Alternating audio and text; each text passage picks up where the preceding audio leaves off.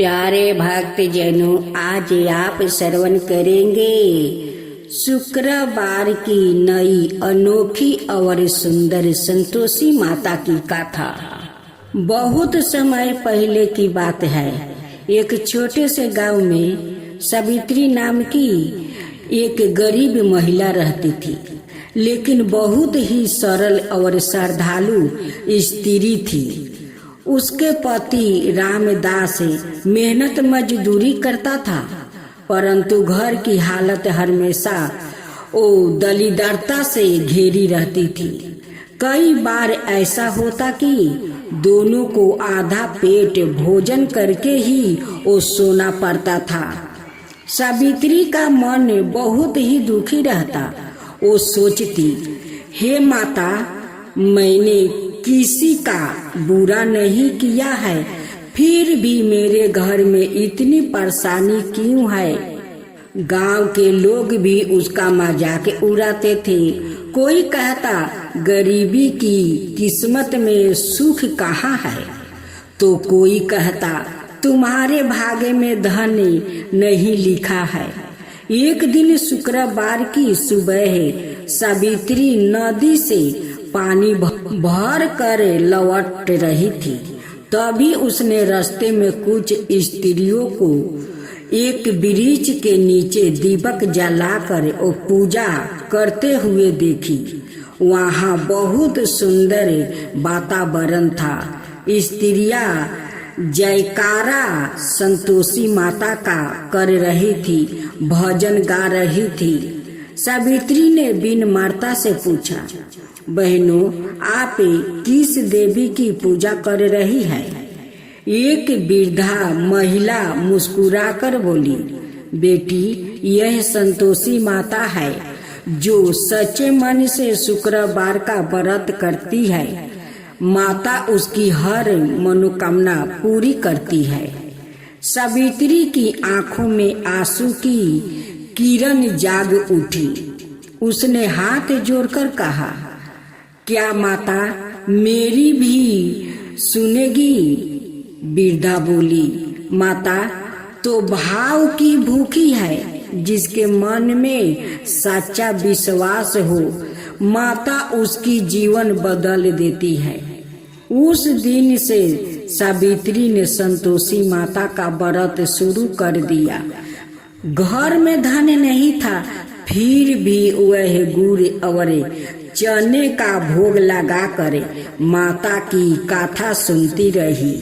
हर शुक्रवार दीपक जलाती रही और माता से प्रार्थना करती रही, माँ, मुझे धन नहीं चाहिए, बस इतना आशीर्वाद दो कि मेरे घर में सुख और शांति बनी रहे। धीरे धीरे चमत्कार होने लगा। एक दिन रामदास को शहर में अच्छा काम मिल गया। मजदूरी की जगह उन्हें एक व्यापारी के यहाँ अस्थायी नौकरी मिल गई। घर में थोड़ा धन आने लगा। टूटे हुए घर की मरम्मत हो गई। कई वर्षों बाद उनके घर में खुशियाँ लौट आई। लेकिन कहानी यही खत्म नहीं हुआ। गांव में एक धनी साहूकार था। उसे सावित्री की बढ़ती खुशियों को देखकर जलन होने लगा। उसने सोचा, यह गरीबी स्त्री आखिर इतनी खुश कैसे रहने लगी। एक दिन उसने चालाकी से रामदास को अपने व्यापार में घाटे का झूठा आरोप लगाकर नौकरी से निकलवा दिया। घर की हालत फिर खराब हो गई। रामदास दुखी होकर बोले, लगता है हमारी किस्मत फिर रूठ गया है। परंतु सावित्री ने मुस्कुरा कर कही, नहीं जी, जहाँ माता का आशीर्वाद होता है वहाँ दुख ज्यादा देर नहीं टिकता। उस शुक्रवार सावित्री ने पहले से भी अधिक श्रद्धा व्रत किया। कथा सुनते सुनते उसकी आंखों में आंसू बहने लगी। उसने कहा, माँ, यदि मेरी भक्ति सच्ची है तो मेरे पति की रक्षा करना है। उसी रात संतोषी माता ने उस साहूकार को सपना दिखाया। माता क्रोधित स्वर में बोली, तूने निर्दोष लोगों को सताया है। यदि सुबह होते ही रामदास से क्षमा नहीं मांगा तो तेरा सारा धन नष्ट हो जाएगा। साहूकार घबरा कर उठ बैठा। सुबह होते ही वह दौड़ा दौड़ा सावित्री के घर पहुंचा।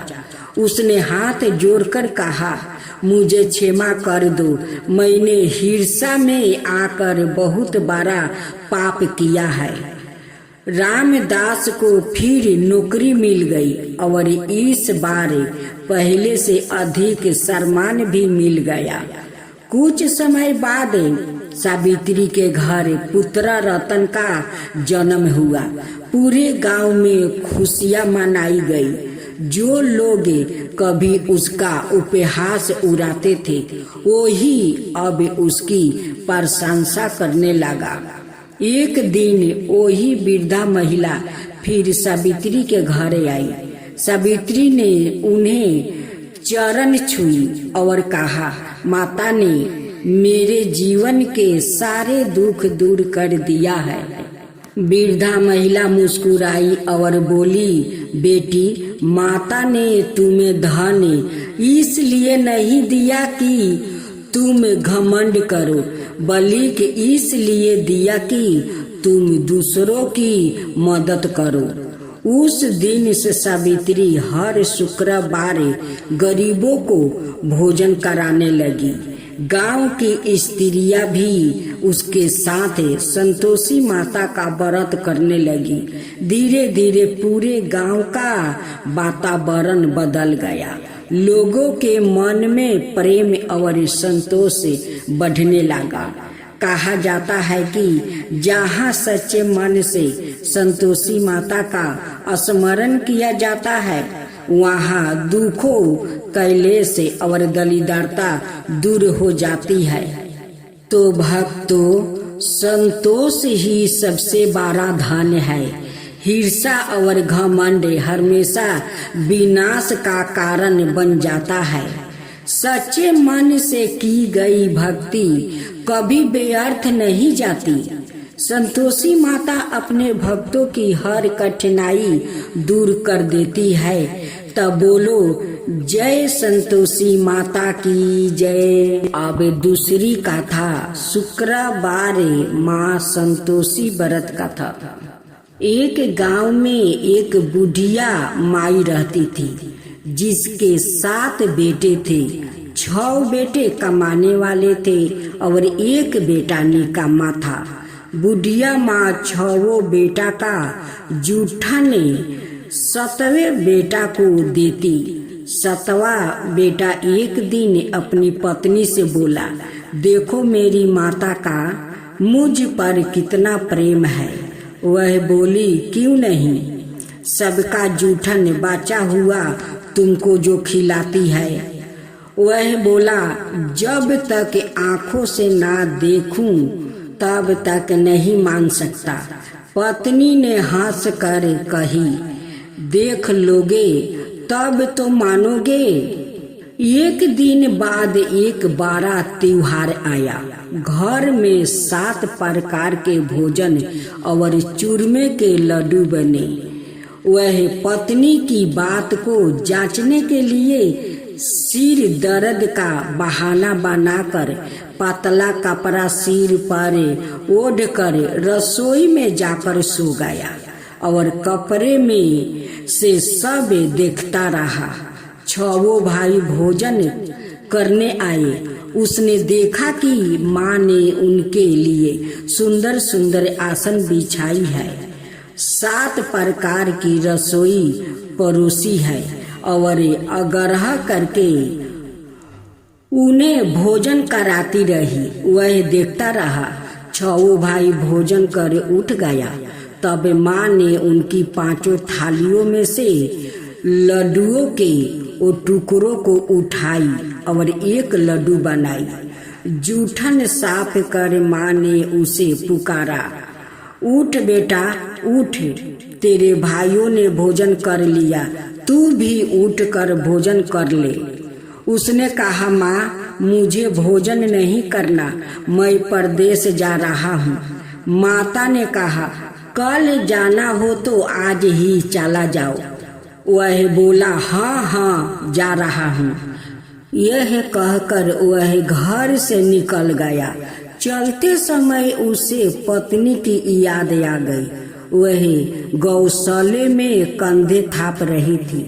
वहां जाकर वह बोला, मेरे पास तो कुछ नहीं है, यह अंगूठी है, सो ले लो और अपनी कोई निशानी दे दो, मैं परदेश जा रही हूँ। वह बोली, मेरे पास क्या है, यह गोबर भरा हाथ है। यह कहकर पत्नी ने उसकी पीठ पर गोबर के हाथ की वो छापा मार दिया। वो चल दिया। चलते चलते दूर देश में पहुंच गया। वहाँ एक साहूकार की दुकान थी।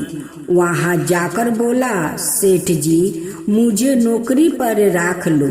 साहूकार को नौकर की वो जरूरत थी। साहूकार ने कहा, काम देखकर तनख्वाह मिलेगी। उसने कहा, सेठ जी जैसा आपकी ठीक लगे। उसे साहूकार के यहाँ नौकरी मिल गया। वह वहाँ दिन रात काम करने लगा। कुछ दिन में दुकान का लेन देन, हिसाब किताब, ग्राहकों को माल बेचना, सारा काम करने लगा।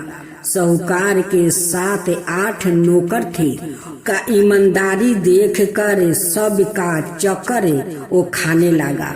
लेकिन उसने अपनी लगन, परिश्रम और ईमानदारी से सभी को पीछे छोड़ दिया। उसे अपने किए का फल मिला। सेठ ने भी उसका काम देखकर और 3 महीने में ही उन्हें मुनाफा में साझीदार बना लिया।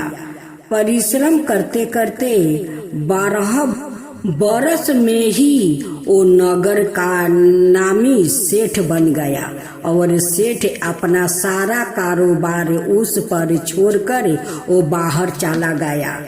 इधर उसकी पत्नी पर क्या बीती वह सुने।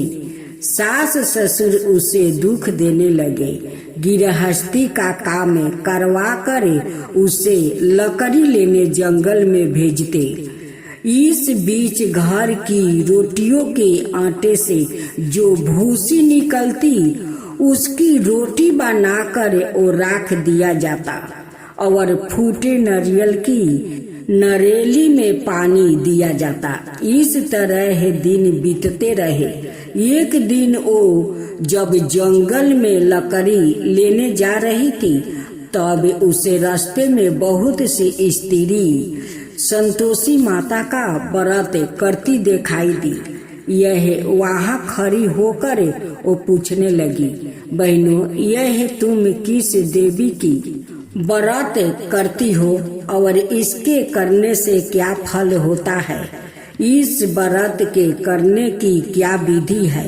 यदि तुम अपने इस व्रत का विधान मुझे समझा कर कहोगी तो मैं तुम्हारा बड़ा एहसान मानूंगी। उनमें से एक स्त्री बोली, सुनो, यह संतोषी माता का व्रत है। इसके करने से निर्धनता दरिद्रता का वो नाश होता है, लक्ष्मी आती है, मन की चिंताएं दूर होती है, मन को प्रसन्नता और शांति मिलती है, निपुत्री को पुत्र मिलता है, पति बाहर गए हुए हो तो वह शीघ्र लौट आता है, कुंवारी कन्या को मन पसंद वर मिलता है, चलता मुकदमा खत्म हो जाता है, कलह कैलेश की झगड़ा हो तो मुख शांति होती है, घर में धन जमा हो, धन ज्यादादार का लाभ होता है, और भी मन में जो कुछ कामना हो वो सब संतोषी माता की कृपा से पूरी हो जाती है, इसमें संदेह नहीं है। वह पूछने लगी, यह व्रत कैसे किया जाता है, यह भी बता दो, बड़ी कृपा होगी। वह स्त्री कहने लगी, बिना परेशानी, श्रद्धा और प्रेम से जितना भी बन सके प्रसाद लेना, 5.25 पैसे से 5.25 आने, और इससे भी ज्यादा शक्ति भक्ति के अनुसार गुड़ और चाना ले। हर शुक्रवार को निराहार रहकर कथा कहना सुनना, इसके ओम बीच कम नहीं टूटे, लगातार नियम पालन के करना। सुनने वाले कोई ना मिले तो घी का दीपक जलाकर उसके आगे जल के पात्रा को राखे कर कथा कहना, परंतु नियम ना टूटे। जब तक कार्य सिद्ध ना हो नियम पालन करना, और कार्य सिद्ध हो जाने पर व्रत का उद्यापन करना। 3 मास में माता पूरा फल प्रदान करती है। यदि किसी के ग्रहे खोटे हो भी तो माता 1 वर्ष में अवश्य उनको अनुकूल कर देती है। कार्य सिद्ध होने पर ही उद्यापन करना चाहिए, बीच में नहीं। उद्यापन में 2.5 सेर आटे का खाजा और इसी अनुसार खीर और चने का साग बनाना, 8 बच्चों को भोजन कराना, जहाँ तक मिले देवर जेठ भाई बंधु कुटुंब के लड़के लेना, ना मिले तो रिश्तेदारों और पड़ोसियों के लड़के बुलाना, उन्हें भोजन करा कर यथाशक्ति दक्षिणा दे। माता का नियम पूरा करना, ध्यान रखना, उस दिन घर में कोई खटाई ना खाए। यह सुन वह वहाँ से चल दी। रास्ते में लकड़ी के बोझ को बेच दिया और उन पैसों में गुड़ चाना लेकर माता के व्रत की तैयारी करे। आगे चली। रास्ते में संतोषी माता के मंदिर में जाकर माता के चरणों में वो लौटने लगी, मिनती करने लगी, माँ मैं दीन दुखी हूँ, निपट मूर्ख हूँ, व्रत के नियम कुछ जानती नहीं, मैं बहुत दुखी हूँ। हे माता मेरा दुख दूर कर, मैं तेरी शरण में हूँ। माता को दया आ गई। एक शुक्रवार बीता कि दूसरे शुक्रवार को ही उसके पति का पत्र आया और तीसरे शुक्रवार को उसका भोजन हुआ, पैसा आ पहुंचा। यह देखकर जेठानी मुंह सुकुराने लगी। इतने दिनों बाद इतना पैसा आया है, इसमें क्या बड़ाई है। लड़के ताने देने लगे। काकी के पास अब पत्र आने लगा, रुपया आने लगा। अब तो काकी की खातिर बढ़ेगी, अब तो काकी बुलाने से भी नहीं बोलेगी। बेचारी सरलता से कहती है, भैया पत्र आए, रुपया आए तो हमें सबके लिए अच्छा है। ऐसा कहकर आंखों में आंसू भर कर संतोषी माता के मंदिर में जाकर मतेश्वरी के चरणों में गिर कर रोने लगी। माँ मैंने तुमसे पैसा नहीं मांगा, मुझे पैसा से क्या काम, मुझे तो अपने सुहाग से काम है। मैं तो अपने स्वामी के दर्शन और सेवा मांगती हूँ। तब माता ने प्रसन्न होकर कहा, जा बेटी तेरा स्वामी जल्दी ही आएगा। यह सुने खुशी से वो बावली हो गई। वह घर आकर काम करने लगी। संतोषी माँ विचार करने लगी, इस भोली पुत्री से मैंने कह तो दिया कि तेरा पति शीघ्र आएगा, पर आएगा कहाँ से? वह तो इस सपने में भी याद नहीं करता। उसे इसकी याद दिलाने तो मुझे ही जाना पड़ेगा। संतोषी माता ने उस बुढ़िया के बेटे को सपने में समझाई, पुत्रा, तेरी घर वाली कष्ट उठा रही है। यह बोला, हाँ माता, यह तो मुझे भी मालूम है, परंतु क्या करूं, वहाँ कैसे जाऊं? परदेश की बात है, लेन देन का सारा हिसाब किताब है, कोई जाने का रास्ता नजर नहीं आता। आप ही कोई राह दिखाइए कि वहाँ कैसे जाऊं। माँ कहने लगी, सवेरे नहा धोआ करे, संतोषी माता का नाम लेकर घी का दीपक जला करे, दंडवत करे और दुकान पर जाकर बैठ जा। देखते देखते तेरा लेन देन चूक जाएगा, जामा माल भी बिक जाएगा। सांझ होते होते धन का ढेर लग गया। वह अगले दिन सुबह बहुत जल्दी उठा।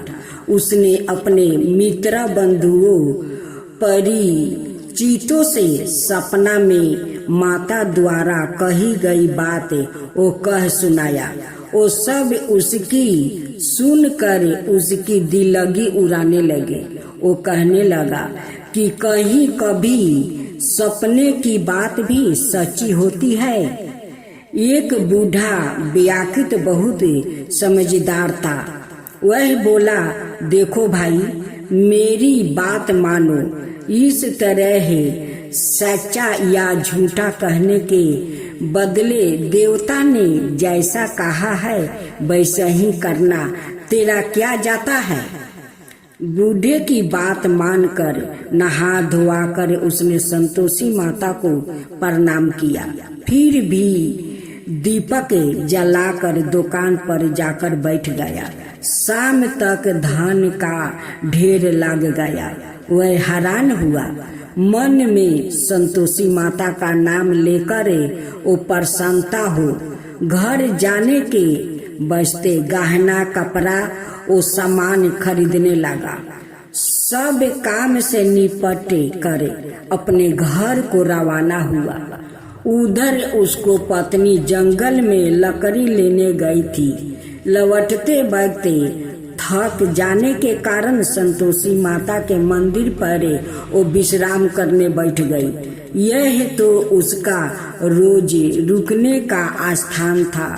धूल उड़ती देखकर उसने माता से पूछा, हे माता, यह धूल कैसी उड़ रही है? माँ ने कहा, हे पुत्री, तेरा पति आ रहा है। अब तू ऐसा कर, लकड़िया के 3 बोझे बना ले, एक नदी के किनारे रख दे, दूसरे मेरे मंदिर पर और तीसरा अपने सिर पर रख ले। तेरे पति को लकड़ी का अंगूठा देखकर मोह पैदा होगा। यह वहाँ रुक गया। नाश्ता पानी मंगा कर वो माँ से मिलने जाएगा। तू लकड़ी का बोझा उठा कर जाना और बीच चौखट में गूठर डालकर 3 बार आवाज जोर जोर से लगाना। लो सासू जी, लकड़िया का गूठर लो, भूसी का रोटी दो, नारियल के खोपरे में पानी दो। आज कौन मेहमान आया है? संतोषी माँ की बात सुनकर वह बहुत अच्छा माँ कहकर वो प्रसन्न मन से लकड़ी के 3 बोझा बना लिया। एक नदी के तट पर, दूसरा माता के मंदिर पर रख दिया। इतने में ही मुसाफिर वहाँ आ पहुँचा। सूखी लकड़ी देखकर उसको इच्छा हुई कि अब यही विश्राम कर ले और भोजन बनाकर खा पी कर गांव चले। इस प्रकार भोजन कर विश्राम कर वह अपने गांव में आ गया। उसी समय बहू सिर पर लकड़ी का गूठा लिया हुआ आई। उसने गूठा को आंगन में डाल दिया। जोर जोर से 3 बार आवाज दी, लो सासू जी लकड़ी का गूठर लो, भूसी की रोटी दो, नारियल के खोपरे में पानी दो, आज कौन मेहमान आया है। यह सुनकर सास ने अपने दिए हुए कष्टों को भुलाने के लिए कहा, बहू तू ऐसा क्यों कहती है, तेरा मालिक ही तो आया है। बैठ, मीठा भात खाकर कपड़े गहने पहन ले। पत्नी की आवाज सुनकर उसका स्वामी बाहर आया और उसके हाथ में पहनी अंगूठी देखकर वो व्याकुल हो गया। उसने माँ से पूछा, माँ यह कौन है। माँ बोली, बेटे तेरी पत्नी है, आज 12 बरस हो गया है। जब से तू गया है तब से सारे गांव में जानवर की तरह भटकती फिरती है, काम काज कुछ करती नहीं, 4 समय आकर खा जाती है। अब मुझे देखकर भूसी की रोटी और नारियल के खोपरे में पानी मांगती है। वह बोला, माँ मैंने इसे भी देख लिया है और तुम्हें भी। मुझे दूसरे घर की चाबी दो, मैं उसमें रहूंगा। ठीक है बेटा, जैसी तेरी मर्जी, कहकर माँ ने चाबी का गुच्छा बेटे के सामने रख दिया। उसने दूसरे घर को खोलकर सारा सामान वहाँ पर रख दिया। एक ही दिन में वह राजा का महल जैसा ठाठ बाट बन गया। अब क्या था, वह सुख भोगने लगी। अगले शुक्रवार उसने पति से कहा, मुझे संतोषी माता का उद्यापन करना है। पति बोला, बहुत अच्छा, खुशी से कर लो। वह उद्यापन की तैयारी करने लगी। जेठ के लड़कों को भोजन के लिए वो कहने गई। उन्होंने मंजूर किया, परंतु पीछे से जेठानी ने अपने बच्चों को सिखा दिया, देखो बेटा, भोजन के समय सब लोग खटाई मांगना, जिससे उसका उद्यापन पूरा ना हो। लड़के भोजन करने आए, खीर पेट भर कर खाया, परंतु बात याद आते ही कहने लगा, हमें कुछ खटाई खाने को दो, खीर खाना हमें भाता नहीं, देख कर अरुचि होती है। लड़के उठ खड़े हुए, बोले, पैसे लाओ। भोली बहू कुछ नहीं जानती थी, उसने उन्हें पैसा दे दिया। लड़कों ने बाजार जाकर उन पैसों से इमली खरीद कर खा गया। देख कर बहू पर माताजी ने कोप किया। राजा के दूत उसके पति को पकड़कर वो ले गया। अब सब मालूम हो जाएगा। जब जेल की रोटी खाएगा, बहू से यह वचन सहन नहीं हुआ। वह संतोषी माता के मंदिर में गई और कहने लगी, माता तुमने यह क्या किया, हंसाकर क्यों रुलाने लगी। माता बोली, पुत्री तूने मेरा व्रत भंग किया है, इतनी जल्दी सब बातें भुला दी। वह बोली, माता भूली तो नहीं हूँ, ना कुछ अपराध किया है, मुझे तो लड़कों ने भूल में डाल दिया है, मुझे क्षमा करो माँ। माँ बोली, ऐसी भूल भी कहीं होती है। यह बोली, अब कोई भूल नहीं होगी। अब बताओ मेरे पति कैसे आएंगे। माँ बोली, पुत्री जा, तेरा पति तुझे रास्ते में ही आता मिलेगा। वह मंदिर से निकलकर बाहर आई तो रास्ते में उसे अपना पति आता हुआ मिला। उसने पूछा, कहाँ गए थे। वह बोला, इतना धन जो कमाया है उसका कर्जा राजा ने मांगा था, वह भरने गया था। वह प्रसन्न होकर बोली, भाला हुआ, अब घर चलो। फिर अगले शुक्रवार आया। वह बोली, मुझे माता का उद्यापन करना है। पति ने कहा, ठीक है, करो। वह फिर जेठ के लड़कों से भोजन को कहने गई। जेठानी ने लड़कों को सिखा दिया कि तुम पहले की ही तरह खटाई मंगना। लड़के भोजन करने बैठे, लेकिन भोजन करने से पहले ही कहने लगा, हमें खीर पूरी नहीं भाती, जी बिगड़ता है, कुछ खटाई खाने को दो। यह बोली, खटाई खाने को नहीं मिलेगी, खाना हो तो खाओ। उनके उठ कर चले जाने पर उसने ब्राह्मणों के लड़के बुलाकर भोजन करवाई। दक्षिणा की जगह उन्हें एक एक फल दिया। इससे संतोषी माता प्रसन्न हो गई।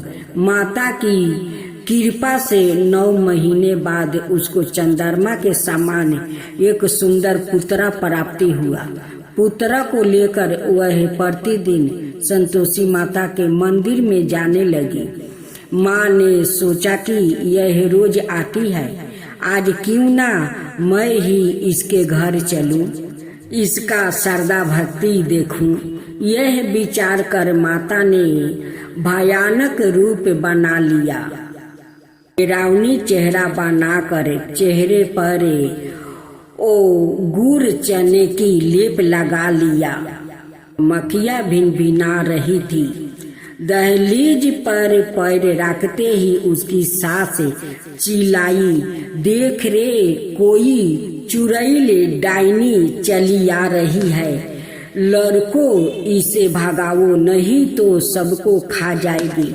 बहू खिड़की से देख रही थी, वही प्रसन्न हो उठी। आज मेरी माता मेरे घर आई है, यह कहकर दूध पीते बच्चे को गोद से उतार दिया।